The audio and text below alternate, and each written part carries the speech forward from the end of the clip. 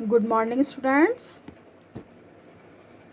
अपन ने देखिए हम लोगों ने आपकी पुस्तक है भाग 2 हिंदी आधार की पुस्तक क्लास 12th अपन ने लास्ट क्लास में पढ़ी थी। आत्म परिचय कविता पूरी मैंने आपको समझा दी थी। अब देखिए दिन जल्दी जल्दी ढलता है, दूसरी कविता है। निशा निमंत्रण से है यह गीत, कविता नहीं है यह गीत है। ये कवि की रचना है, निशा निमंत्रण उससे लिया गया है। तो देखिए इस कविता को या इस गीत को। हो जाए न पथ में रात कहीं, मंजिल भी तो दूर नहीं, यह सोच थका दिन का पंथी भी जल्दी जल्दी चलता है, दिन जल्दी जल्दी ढलता है। हो जाए न पथ में रात कहीं, कहीं रास्ते में रात न हो जाए, मंजिल भी तो दूर नहीं। देखो इसमें दो तरीके के भाव हैं। एक तो थका मांदा व्यक्ति जो दिन भर काम करके और शाम को अपने घर पहुंचना चाहता है, और दूसरा किसी ने कोई लक्ष्य बना रखा है, उस लक्ष्य पर पहुंचने के लिए वह निरंतर प्रयास करता है, वो जल्दी जल्दी उसकी तरफ बढ़ता है।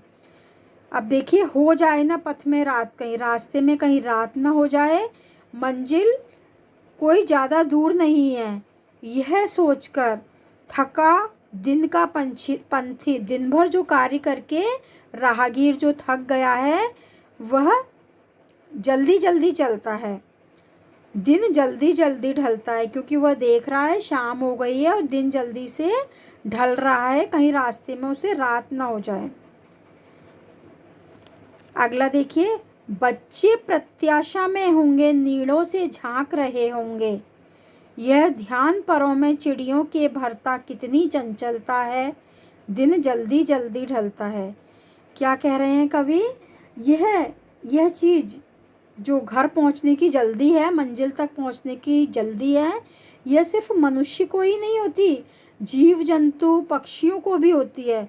यहाँ एक चिड़िया का उदाहरण दिया है कवि ने कि बच्चे प्रत्याशा को जरा हम विच्छेद करेंगे तो प्रति प्लस आशा, मतलब हर एक आशा की भी आशा। तो बच्चे प्रत्याशा में होंगे मतलब बड़े ही आशान्वित होंगे, बड़ी आशा से देख रहे होंगे। कैसे? नीड़ों से झांक रहे होंगे। नीड़ मतलब घोंसलों से बाहर झांक रहे होंगे। शाम के समय जो पक्षियों के बच्चे होते हैं वो क्या करते हैं, अपने अपने घोंसलों से बाहर गर्दन निकाल कर और अपनी माँ को पुकारते हैं। और यह ध्यान जब चिड़िया को आता है तो यह ध्यान परों में चिड़ियों के भरता कितनी चंचलता है। जो चिड़िया हैं दिन भर से बाहर दाना इकट्ठा कर रही हैं, अपने बच्चों की जब याद आती है कि मेरे बच्चे मुझे याद कर रहे होंगे, आशा भरी नज़रों से अपने घोंसलों से बाहर झांक रहे होंगे, तो वह उनके थकी हुई चिड़ियों के परों में मतलब पंखों में भी क्या भर देता है? बड़ी चंचलता भर देता है, बड़ी स्फूर्ति भर देता है, तेजी भर देता है, और वो जल्दी जल्दी अपने गंतव्य स्थान तक पहुंचना चाहती हैं। दिन जल्दी जल्दी ढलता है और दिन बड़ी जल्दी से ढल रहा है। अब यहाँ कवि अपनी तुलना करते हैं इस संसार के लोगों से, इस जीव संसार से, मनुष्यों से, कि सबको घर जाने की जल्दी है। लेकिन क्यों जल्दी है सबको? कि उनके प्रियजन उनका इंतजार कर रहे हैं। लेकिन कवि क्या कहते हैं? मुझसे मिलने को कौन विकल, मुझसे कौन मिलने के लिए विकल मतलब व्याकुल है। मैं हूँ किसके हित चंचल, मैं किसके हित के लिए, किसके पास जल्दी से पहुँचने के लिए जल्दी जल्दी जाऊँ, क्यों मैं जल्दी करूँ? मेरे लिए तो कोई मिलने के लिए मुझसे व्याकुल ही नहीं है, मेरी प्रेयसी तो है ही नहीं मेरे पास।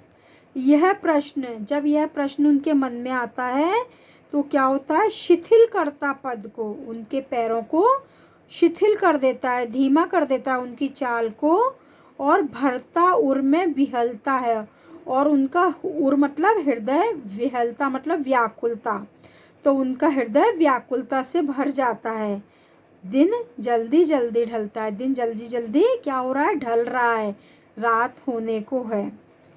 अब देखिए ये आप जगह जगह देख रहे हो जल्दी जल्दी, और बीच में एक डैश लगा हुआ है।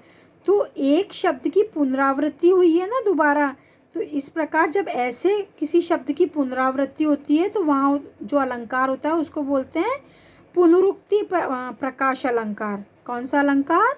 पुनरुक्ति प्रकाश अलंकार। ठीक है।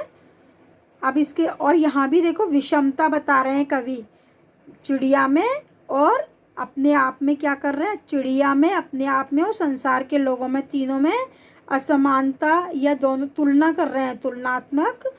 तो तुलना कर रहे हैं, कर रहे हैं कि मैं कैसा हूँ, पक्षी कैसे हैं और पथिक कैसा है। तो इस प्रकार तुलनात्मक अध्ययन कर रहे हैं अपना, या ये समझ लीजिए कि भेद कर रहे हैं अपने में और दूसरे संसार के दूसरे लोगों में। तो इस प्रकार ये कविता भी समाप्त होती है। अब अपन नेक्स्ट क्लास में क्वेश्चन आंसर देखेंगे। ओके।